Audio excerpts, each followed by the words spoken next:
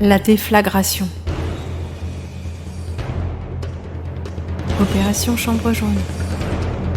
Brigitte Macron, Brigitte Trougnou, Brigitte Osière, Natacha Ray.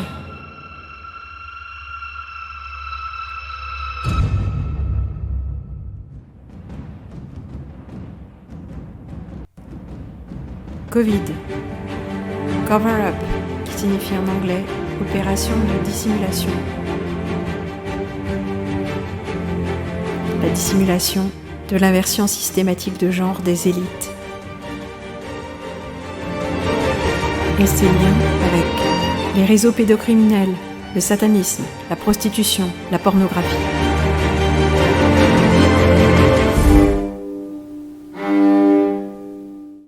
Nous avons bien sûr compris, au travers de notre voyage dans la réalité et en questionnant la véritable nature de celle-ci, que jamais un seul événement ne suit ni ne précède un autre seul événement unique dans une ligne de temps unique. En réalité, notre monde est constitué de trames qui s'interpénètrent, notre réalité est très intriquée, et selon l'angle de vue que l'on adopte, on verra des causes et des conséquences différentes, et des relations différentes entre les choses. Bien sûr, toute cette histoire tramée de longue date, préparée, planifiée et même mise devant nos yeux depuis des dizaines d'années avec les livres, les films et les séries que l'on a vus, sert un propos bien spécifique qui s'inscrit dans cette spirale de temps dans laquelle nous sommes collectivement piégés.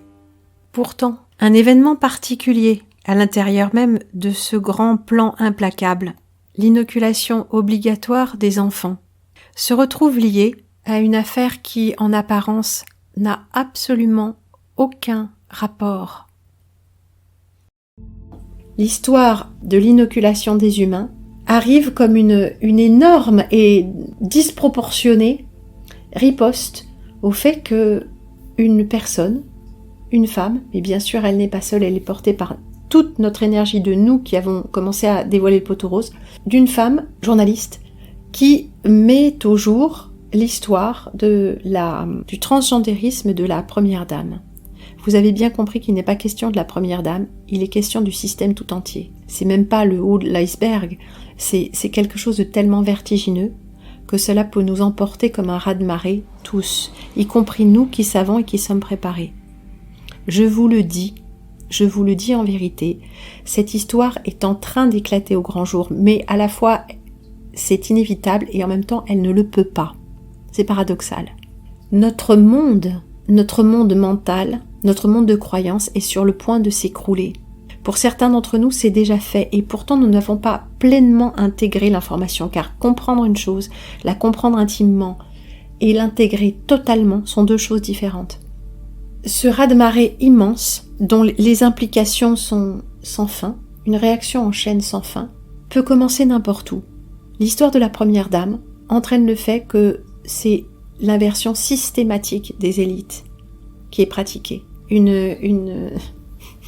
La personne qui a la première invité Natacha Ray, Amandine Roy, d'ailleurs Ray, Roy, c'est assez amusant, c'est que des histoires de rois, tout ça, dit « Ah oui, mais nous sommes la risée de tous les pays » parce que elle reçoit une guidance, n'est-ce pas, une guidance, c'est guide par médiumnité, et elle dit « Non mais on se moque de nous, et j'entends Trump, c'est... » Mais enfin, chère Amandine, Trump, vous l'avez regardé? Vous avez regardé sa famille? Les mâles sont des femelles et les femelles sont des mâles. C'est inévitable. Il appartient à cette zone de la pyramide, pour parler toujours de façon imagée, où ils le sont tous forcément de manière constitutive. Sinon, ils n'ont pas le pouvoir. À la fois, c'est un donnant-donnant et c'est, ils doivent se soumettre d'une certaine manière aux énergies de ce monde pour pouvoir manipuler les énergies de ce monde. Ce n'est pas un choix. Et c'est un processus dont les implications nous échappent. De même, tous leurs rituels et toutes leurs pratiques qui nous font horreur. c'est une façon de se connecter à certaines énergies de ce monde. C'est ça ou rien. Il nous faut comprendre que ce raz-de-marée-là ne va pas laisser une pierre sur une autre dans notre monde. Donc bien sûr, nous appelons la révélation, mais la révélation va balayer jusqu'au fondement de nos propres vies à nous, parce que nos propres vies sont intriquées avec la vie de ce plan de réalité. Totalement. Totalement. Le pass sanitaire devient le pass vaccinal. Un tour de passe-passe ?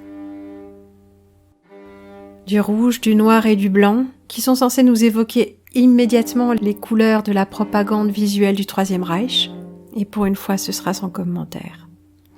Ajoutons une couleur de plus, voulez-vous, voici le jaune, l'opération pièce jaune de la première dame,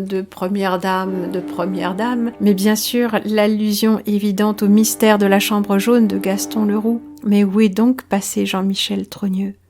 Aurait-il disparu ? Jean-Michel Trogneux, le frère de Brigitte Trogneux ? Alors comme ça, la première dame de l'Élysée ne fait pas rechercher son frère disparu. Personne ne sait où est passé ce monsieur. C'est quand même intriguant. Et au regard de la diplomatie internationale, voilà qui fait passer la police française et tous ses services spéciaux pour des espèces de gogos, n'est-ce pas ? Mais si on ne cherche pas ce monsieur, c'est peut-être pour dissimuler quelque chose de honteux, comme un suicide, une mort douteuse, ou quelque chose d'encore moins avouable. Où es-tu, Jean-Michel ? C'est vrai que la trogneuse, elle n'a pas vraiment l'air d'une femme. Et puis vous trouvez que c'est correct, vous, pour une femme de son âge, des talons aiguilles aussi hauts, des jupes aussi courtes, des robes aussi voyantes ?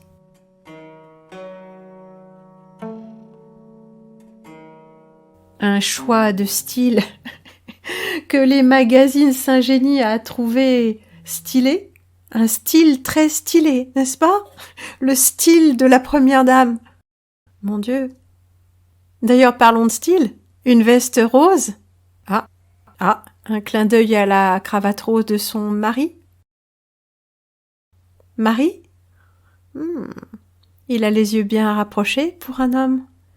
Mais de toute façon, puisque tout est inversé, tâchez de comprendre. En tout cas, ce qui est à l'honneur au château, c'est bien le travestissement.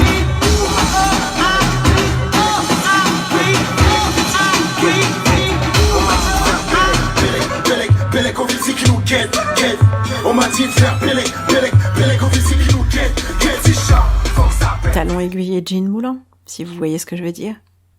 Et à propos de première dame, pour celle-là, c'est un peu voyant, c'est vrai. Mais celle-ci, qu'est-ce que vous en dites ? Un ancien mannequin, au-dessus de tout soupçon, n'est-ce pas ?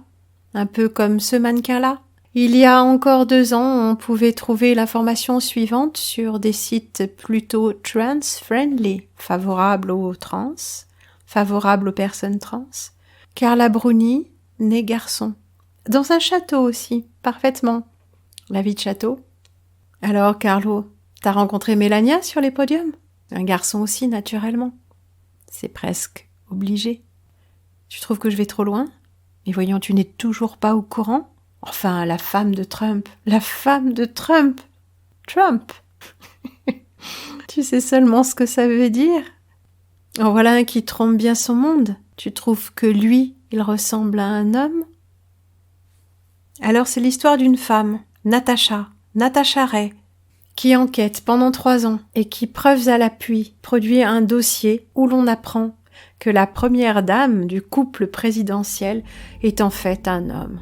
Bon, pour ceux qui ne connaissent rien du sujet, évidemment c'est un peu gros, mais la déflagration possible, qui emporterait tout, si bien qu'il ne restera pas une pierre sur une autre dans notre monde, c'est que ce n'est pas une histoire de première dame, ni même une histoire de couple Macron, ni même une histoire française.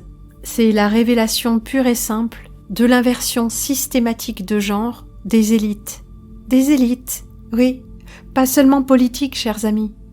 Le haut de la pyramide, tous les gens que vous voyez à la télévision, dans les journaux, ceux qui on voit au chapitre, aucun d'eux n'est ce que vous croyez. Alors c'est un peu gros de penser bien sûr que cette histoire, ce montage en épingle d'une pandémie qui n'est pas plus tueuse que la grippe saisonnière, n'aurait pour but que de cacher le fait que la première dame ne serait qu'un travelot. Non, c'est plus que ça. En effet, ce montage sert plusieurs buts, bien évidemment. Mais un événement particulier, celui de l'inoculation des enfants, semble être en rapport particulier et étroit avec la bombe à retardement que vient de lâcher cette journaliste indépendante, Natacha Ray. Oui, comme elle sort son dossier, il faut répliquer. Et répliquer de façon tellement disproportionnée que cela nous ferait totalement oublier cette pauvre histoire, cette pauvre petite enquête, cette rumeur débile. Mais la rumeur n'est pas débile, vous qui êtes au courant maintenant, puisque tout est bidon, tout est faux, y compris le sexe ou, pardon, le genre des gens qu'on nous donne à voir. Menaces, pression, chantage, quoi qu'il en soit, Natacha Ray contre-attaque. Voici ce qu'elle fait paraître le 13 décembre à 11h11. Alors voilà l'histoire. On tire un fil et toute la bobine vient. Il n'est pas question de Macron, la putain des Rothschild, ni de Trogneux la trogneuse, le transsexuel de la République. Enfin, si c'était la seule.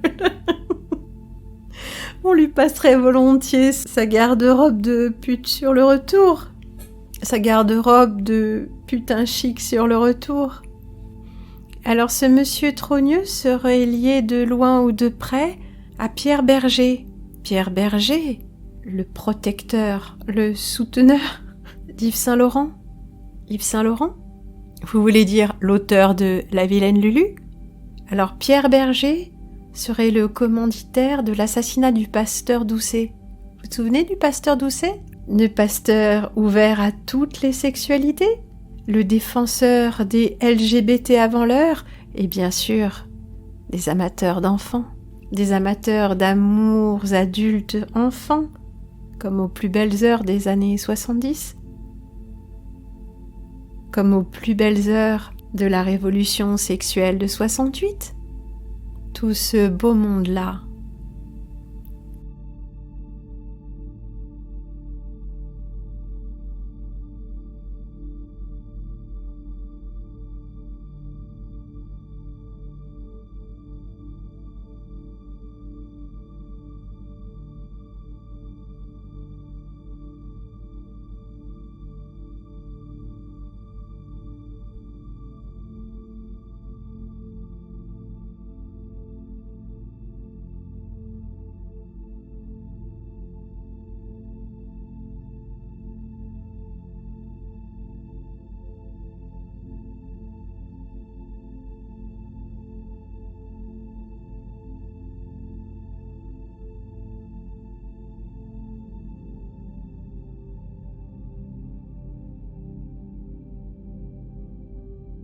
Alors comme ça, la première dame aurait un frère dont on ne trouve plus la trace.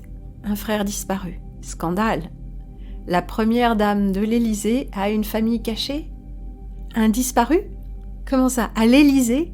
Le couple présidentiel ? Alors en France, on n'a pas de service de police, ni de service secret, ni de service d'enquêteurs capable de retrouver un disparu ? Surtout quand ce disparu s'avère être le propre frère de la première dame.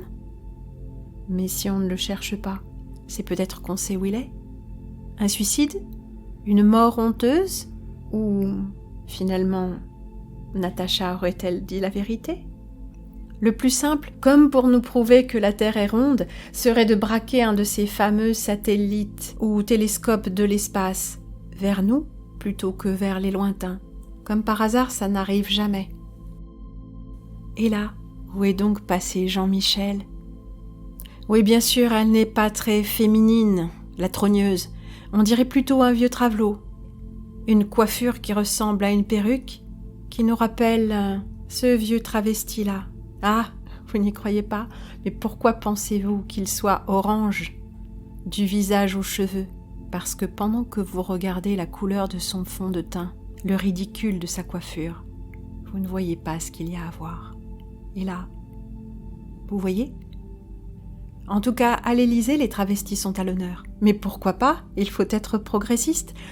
Et pour la première dame, ou pour un homme en rose, surtout quand cet amant rose vient d'une bonne famille catholique, il est de bon ton de montrer qu'on aime les LGBTQ, qu'on aime les LGBT à l'Élysée. Pourquoi pas une robe arc-en-ciel, Brigitte? Jean-Michel? Pas facile d'être né dans un corps d'homme, hein Jean-Mi? Un petit garçon en chemise à carreaux? Une enseignante à l'élégant foulard? Un sourire radieux en tout cas. Mais pire encore, il semblerait que l'histoire de Jean-Michel se noue avec l'histoire de Pierre Berger ou du pasteur Doucet, le défenseur de toutes les sexualités, un peu comme notre cher couple inversé. Pierre Berger, accusé d'avoir fait tuer le pasteur Doucet? Mon Dieu, n'aurions-nous pas mis le doigt dans un sac de nœuds? Pierre Berger? Yves Saint-Laurent? Yves Saint-Laurent? Alors là, on plonge directement profond dans le sac de vipères. Vous connaissez La Vilaine Lulu? Du génie Saint-Laurent. Une bande dessinée pour enfants. Allez, on se la fait?